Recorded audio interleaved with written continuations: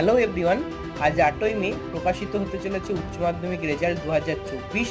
বাড়িতে বসেই সবার আগে এক ক্লিকেই 1 মিনিটে নিজের মোবাইল থেকে নিজেদের রেজাল্ট দেখে নিতে পারো।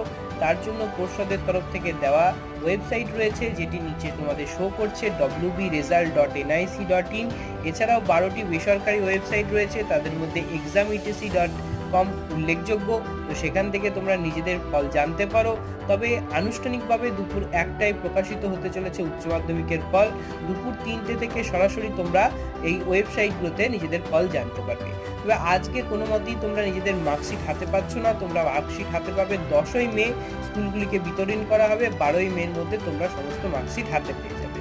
এবছর পরীক্ষায় নথিভুক্ত পরীক্ষার্থীর সংখ্যা 7,98,867 জন এবং পরীক্ষা চলেছিল 16ই ফেব্রুয়ারি থেকে 29 ফেব্রুয়ারি।